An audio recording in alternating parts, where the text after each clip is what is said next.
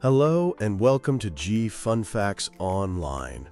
We live in a world on the move.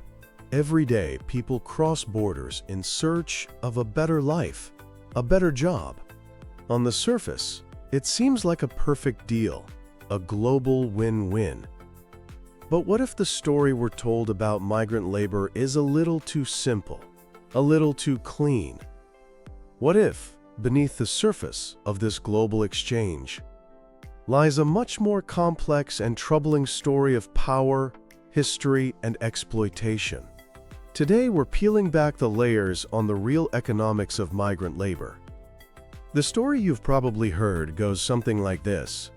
Someone from a country with low wages moves to a country with high wages.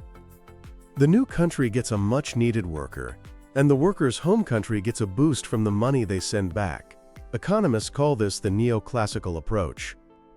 It paints a picture of rational individuals making smart choices, leading to a perfect balance where everyone benefits. It's a nice, tidy narrative of empowerment and mutual gain. But, as with many things, the neat and tidy story is rarely the whole story. Now, let's look at this through a different lens, a more critical one called dependency theory. This idea didn't start with migration, but with explaining why some countries in Latin America stayed poor, despite the global economy booming. It argues that the world isn't a level playing field. Instead, it's divided into a wealthy core, think North America and Western Europe, and a poorer periphery. And for centuries, resources have flowed from the periphery to the core, making the rich richer at the expense of the poor. This theory suggests that when someone migrates for work, it might not be a completely free choice. It's often a consequence of deep-seated inequalities, many with roots in colonialism, that have left people with very few other options. So how does this play out today? The historical perspective sees modern labor migration as a new form of colonialism. But instead of extracting gold or rubber, the core is now extracting human capital. Developing nations, many of them former colonies, provide a constant stream of cheap labor that fuels the economies of the developed world.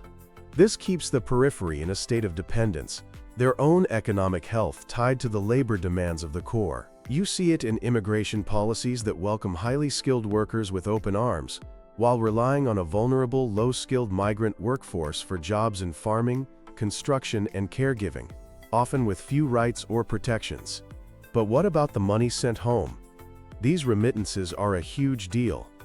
For many countries, the money sent back by migrants is worth more than all foreign investment and international aid combined. It's a vital lifeline that puts food on the table, pays for school, and builds homes. But there's a catch. When an entire economy becomes too reliant on this money, it can create a culture of dependency. It can discourage local job growth and make a country extremely vulnerable. If the host country's economy crashes, or it changes its migration laws, the flow of money can suddenly stop. Take the Philippines, where remittances make up almost 10% of their entire economy. It has lifted millions out of poverty for sure. But it raises a tough question. Is this a sustainable path to development? Perhaps the most devastating part of this story is the brain drain. This is when a country loses its most highly skilled and educated people. Think about the healthcare sector. Many African nations use their limited resources to train doctors and nurses, only to see them leave for better pay and conditions in the West. It's estimated that sub-Saharan Africa loses about $2 billion every single year just from its physicians leaving. This creates a vicious cycle. Poor healthcare pushes skilled professionals to leave, which in turn makes the healthcare system even weaker. Now, it's easy to get lost in this bleak picture, but it's not the whole truth. The dependency view can be a bit deterministic, as if migrants have no power or agency, but that's simply not true. We see countless stories where remittances have funded new businesses back home, creating jobs and sparking local economies. And the brain drain isn't always a one-way street. We're seeing more brain circulation or brain gain. When skilled migrants return, they bring back not just money, but new skills, new ideas, and global networks. Even those who don't return can create powerful diaspora networks that channel investment and knowledge back to their home countries.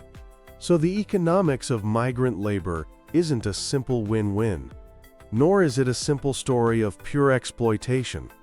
It's a messy, complicated web of individual dreams, global power imbalances, and historical baggage. The goal should be to stop people from moving, but to build a fairer system. Receiving countries need to ensure migrant workers are protected, not exploited. Sending countries need to invest in their own economies to create opportunities at home and find ways to turn that brain drain into a brain gain.